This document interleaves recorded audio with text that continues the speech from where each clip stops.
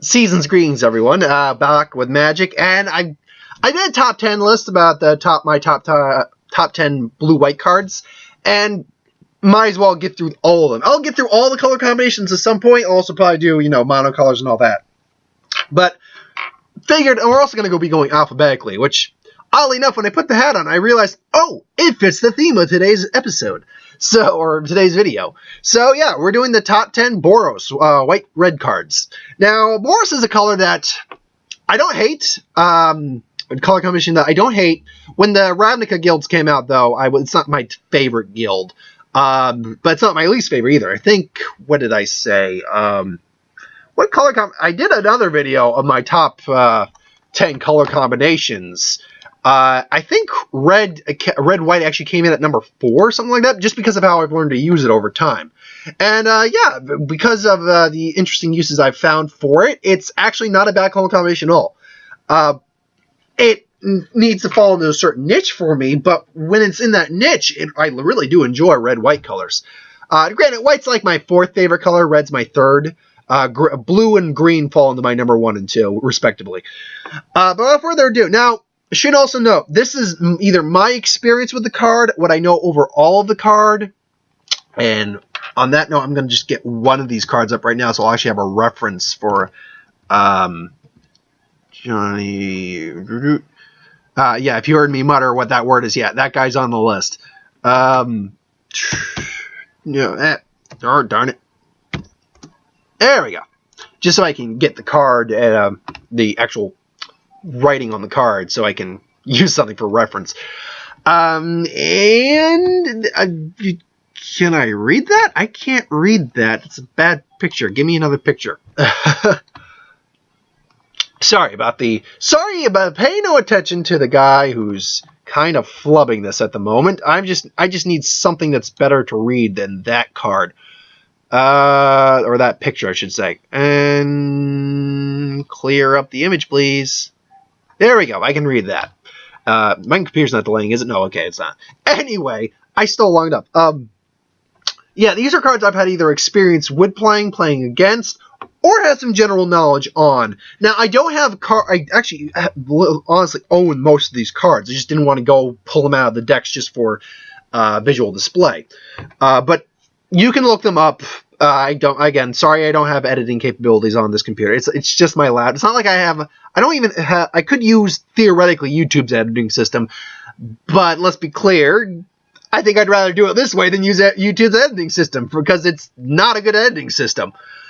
Anyway, though, without further ado, let's get into it. Now, my number 10 is kind of a personal favorite. It's Boros Recruit. Boros Recruit is a 1/1 first strike for hybrid mana cost of white or red. It is 1 mana, 1/1 first strike goblin soldier, I believe.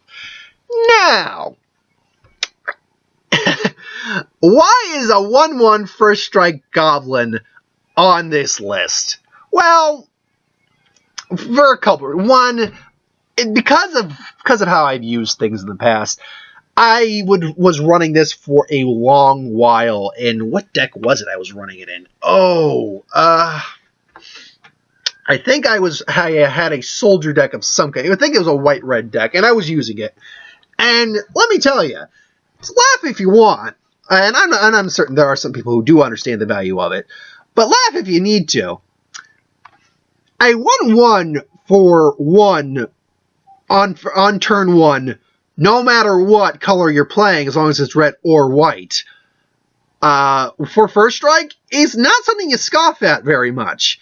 The fact is that especially if you're going first, if you're going first on the turn when you're using Boros Recruit, you immediately have something that can block a few early drops, quite a few early drops, actually. Then if you can get another one out, which is very possible, you could have 2 in your hand, and then pop, you have something that can block 2-drop bears. You have something that can block things with 2 toughness, because you can block with both first strike and kill it dead.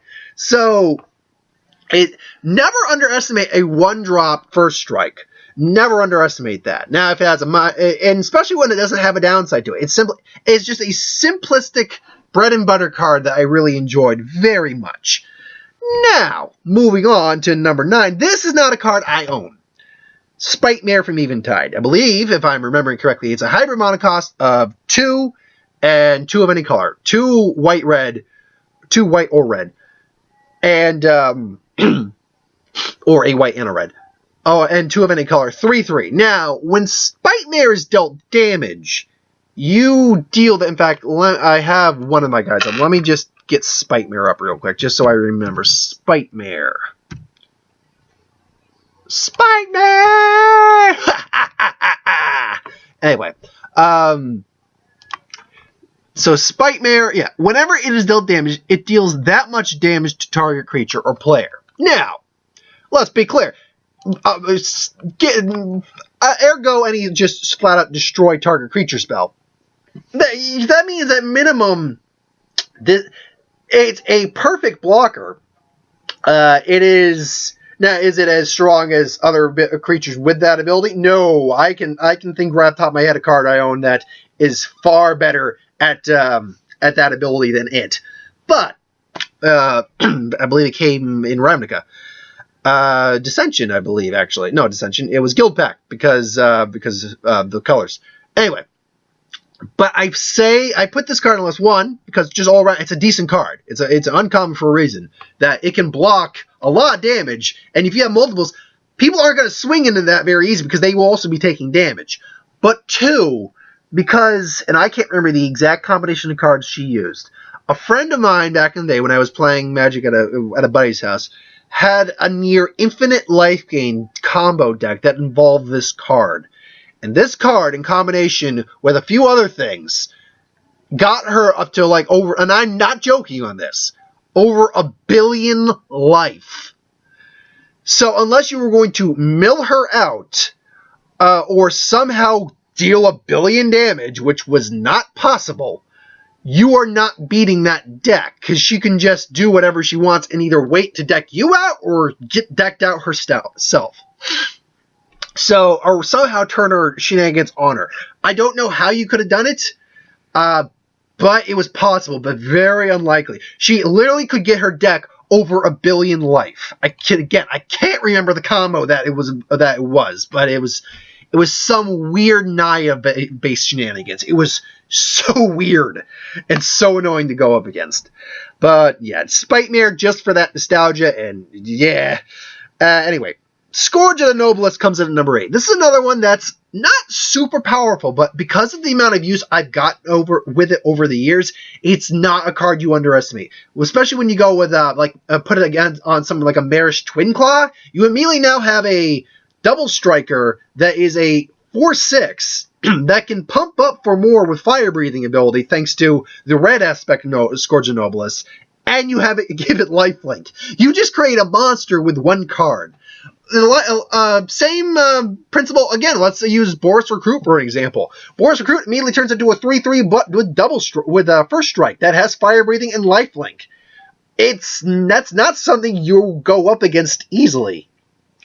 I deeply enjoy most of these cards where you can from the Eventide and Shadowmoor blocks where you could put it on a color creature of both colors and it gets 2 abilities +2/+2 for a little effort usually. I think the most expensive ones were the red one, Ruins of Deus, and the green one, which I can't remember right off the top of my head what the black-green one's mana cost was. I know it did like Death Touch and Persist or something like that. So, yeah, but just for that value, Scourge of Noblesse has saved me in a lot of games. Again, put it like a Megalodon or something like that, or Uriel, the Mist Stalker, who let's be clear, if I do a Naya-based one, that guy's going on the list, hands down. Put it on that, you immediately get a 4/4 hexproof lifelink fire breathing. Good times. Or put a shield or overshield on Uriel. But I'll get to Uriel in a completely different video. Because he will be making that list. When I eventually get to the Naya one, and it'll be a while before I get to those. When I eventually get to the Naya one, yeah, he's getting on that list. But yeah, just for the nostalgia factor and the fact of how useful Scourge of the Noblesse really is, I put it at the number 7 spot or number 8 spot. Now the number 7 spot, this one's maybe going to piss some people off a little bit. Ajani Vengeant. I know. This card's won Pro Tours. It's won a lot of stuff. It's amazing. Players a lot smarter and more capable than I am have made this thing just a monster. It's good. I won't deny it's not good. It's a Ajani Vengeance, man. It's 3 for 4 right off the bat. 1 white, 1 red. Two of anything. +1. You target permanent doesn't untap during its control's untap step, so it protects itself. With both effects, it's got the Lightning Helix ability for -2, where 3 damage, -2, 3 damage, gain 3 life. You can tap, and if you can get to that -7, admittedly not easy with the way this card's designed, you destroy all your opponent's lands. How that works on Ajani in the lore, I'm not quite certain, but it's a fine card. But I haven't really had a chance to use it. I have a copy of it that I got on the cheap because at this point they're actually not that hard to get. But unfortunately, I got the foil one, so I can't use it actually in the decks I want to use it in unless I get sleeves for those decks. Hindsight, I should probably get sleeves for those decks now that I say that.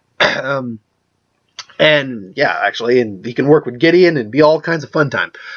Point being is that, yeah, he's great for stalling, but like with his -2, he's pretty squishy.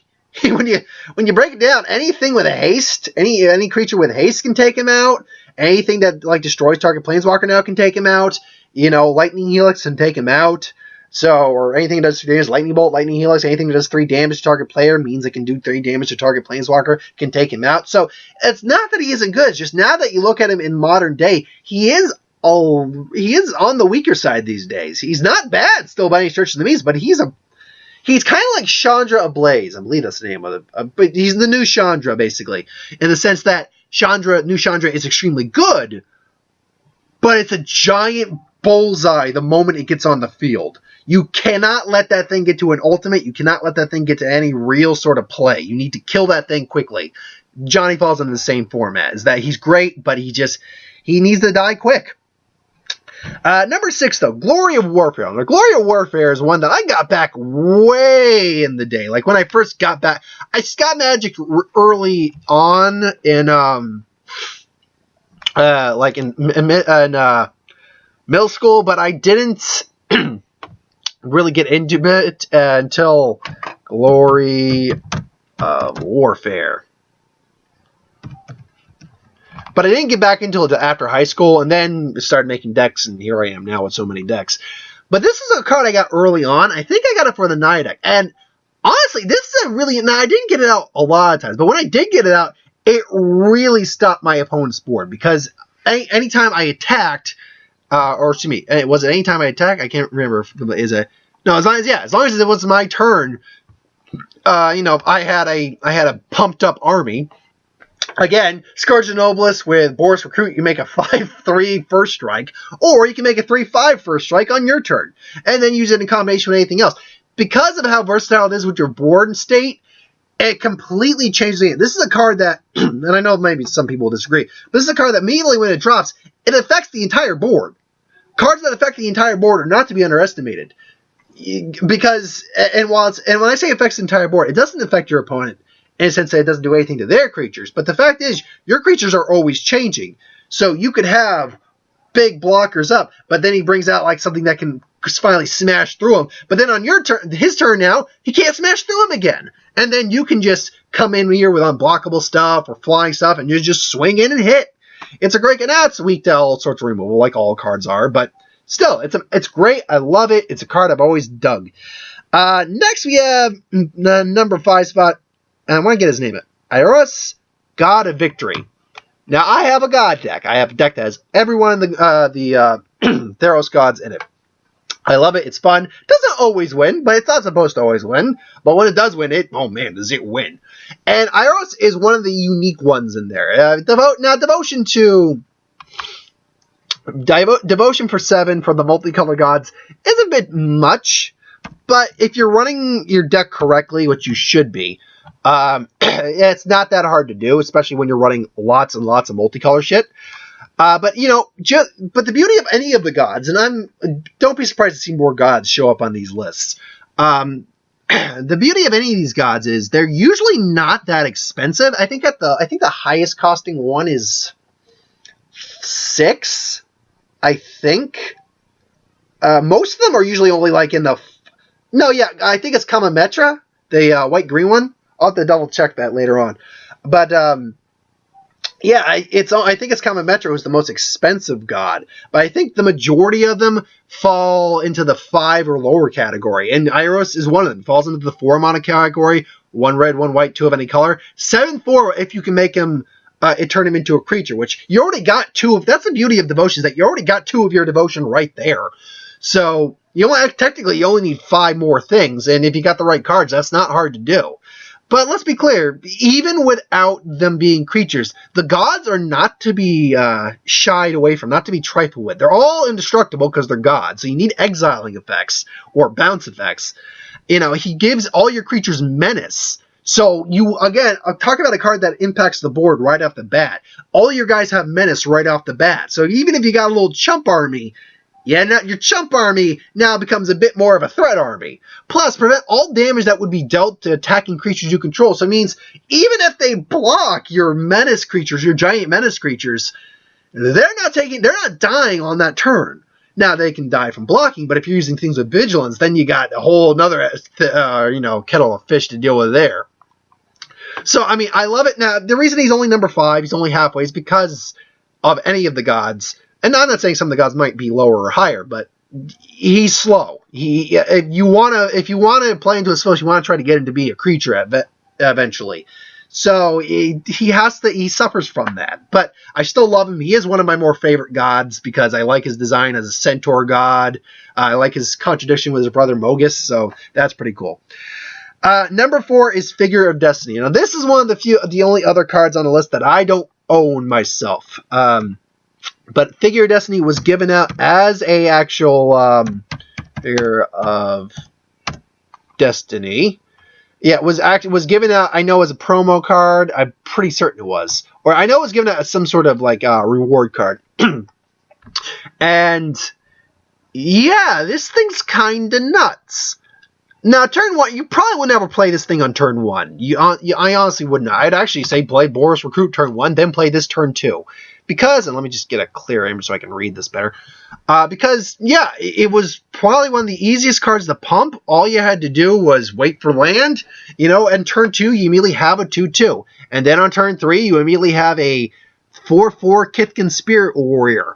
And after that, it would survive for a while, and then all you gotta do is get the turn 6, or just get the mono ramp, and then you eventually have a 8/8 Kithkin Warrior with flying and first strike. With mono ramp, that's not impossible. That's not hard. But again, like Ajani, that makes this thing a super, super target. It just, it's when you see it, it's like, that thing needs to die fast. They tried to redo a version of that in Fate Reforged. I feel bad. The side story real quick. I'm trying to remember the version. I can't remember. But it's like something of the ancestors or something like that. It was an Obzon card. I was playing in the pre-release for Fate Reforged, having a good time. I was playing against this young girl, and she was playing this card, and I was beating her. Now, I could be nice and, let the kid win, but at the same time, no, you learn more through losing than you do winning. So, I always says, let the kid win. Like, in hindsight, in the future, maybe I would let it, especially if I was, doing well, yeah, maybe I'll let a little kid win or something like that. But if I was doing well, the kid's probably doing well, so whatever. Maybe I'll let the kid win one game or something like that in the future. But it was just one of those things and then Carol's just she's pumped this thing up. I was like, I had the thing that can just pop this to her hand. Oh man, I feel like such a dick. I'm like, oh, that's the one thing about playing little kids granted, little kids are usually just having fun, but little kids also want to win too, just like anyone else. And it just makes you feel a little bad. But yeah. So Figure of Destiny, it's one of the most impactful cards of its time. So, and my ears are getting a little warm in there. So, do I look weird? I got my camera on, but I just said, nah, I don't look weird. Number 3, Deflecting Palm. Deflecting Palm, hand down for me, one of the best best swerve cards there is. Just redirect the damage, and again, let me just remember what it does. I think it's Deflecting Palm. Deflecting palm. There we go. Yep, deflecting palm. That's exactly what I thought it was. It's basically damage to prevent this way. It deals damage to that source controller. Now, the reason this is such a scary card, especially in red-white, is because this came out in a format where we had massive big things, where we had dragons. If a source would deal damage, can you imagine if you had a Tarka swinging with double strike for 12, and that was the damage that would have been dealing, and then you deflected the palm of that, and just, no, I'm just going to break your knuckles like it shows on the art. Great artwork, I would love some. This is one of my favorite artwork from the set. Break the palm, and then just boom, right back at you. And then just 12 damage. This was a card, and this still is a card, that is scary good. That is really, really good. That serves it to be extremely helpful regardless, because it's source. It's not like instant sorcery or creature. It is source, meaning you choose what the thing is doing damage, and then you say, no, you will take the damage. So, amazing. Amazing all around. My number 2, Balefire Liege. Balefire Liege, I own all the Lieges, I do. They all sit in decks. They all sit there comfortably. And, in fact, I have so many copies at this point that I actually put some of them in my binder because I can't use them all. But no, Balefire Liege is one of my favorite Lieges because of just how destructive it is. All the Lieges are cool just for the pump ability. But then you have... Now, it costs 5 to play, 3 white or red, and 2 of any color. But then it's essentially a Lightning Helix on a stick. Anytime you play a white or red spell, you will either white spell you gain 3 life, red spell you'll lose 3 life, or they'll lose 3 life. And if you're playing red and white spells, then you're just, like, say, Lightning Helix, then you're just Lightning Helix times 2, and say, screw you! So I'm doing 6 damage, gaining 6 life. And you know what? I'm going to play another one just to say F you. Oh, it's horrible. And I love it. It's amazing. It's so tasty. Oh, man. And then but it also has decent stats. What's its stats too? I know its stats aren't bad. Let's see. Balefire Liege? No, not yet. Balefire Liege. There we go. Balefire Liege. It's a 2/4. It's got a solid butt on it. Now, granted, in these formats nowadays, this thing would be dead pretty quick unless you're able to pump it, like Scourge of the Noblest, for instance. Hi-oh! So, there you go. Make it a 4/6 and you just gain 3 and 3 life. They took 3 life. It works out great. It's because of how quickly this damage quickly how things escalate with this guy that I love this guy to death. One of my favorite red and blue cards, hands down. But my top my top red-white cards, hands down. And my top red-white card, I think this is honestly no surprise, I think. It's Lightning Helix. It is Lightning Helix. Lightning Helix is like, to say some other kids say, the OG. It's the original gangster card. It is the, hands down, the best red-white card that has ever been printed in my mind. It's simple. 2 mana and you gain 3 life. You do 3 damage. You play it in conjunction with cards, and it does far worse things than just that. It is just so versatile, and it's not just life damage to your opponent. It can be creatures too. So it is by far the most versatile and dangerous of any red-white card I'd say there is out there, just because of how easy it is to play it and how impactful it is and the board state as a whole. So anyway, that's my top 10 Boros / red-white cards. Thanks for watching. Hope you enjoyed. Like, comment, share, and subscribe. So if you want us to review something, put in the comments below. Let us know. We'll do a review of it at some point. If you have ideas for who wins, what if, Star Wars, superhero, magic videos, the whole kit and caboodle now, please put those in the comments below. Let me know. I'll get to them at some point. Tonight's movie will be Passengers. Because I've heard negative things about Assassin's Creed, and while I will maybe catch that at some point. And Sing... maybe I'll catch it. We'll see. It's just another one of those, hey, it's probably going to be an okay movie with decent songs. That's basically what it is. That's basically what it looks like, and that's basically what I'm hearing. It's a decent movie. It's moving pictures with noise. So, anyway, yeah, Passenger will be tonight. Assassin's Creed will probably be later on in the week. But yeah, that's my thoughts. Thanks for watching. Hope you enjoyed. Like, comment, share, and subscribe. And as always, if you want us to review something, put in the comments below. Let us know. We'll do a review of it at some point. I have Netflix now, by the way, so I can actually hear those requests a lot better. Anyway, yeah, I don't have anything else besides, Christmas, box office, and probably maybe a couple other things will be up. I don't know for certain on that. We'll see. Anyway, thanks for watching. I'm prattling. Happy holidays, and I'll see you later.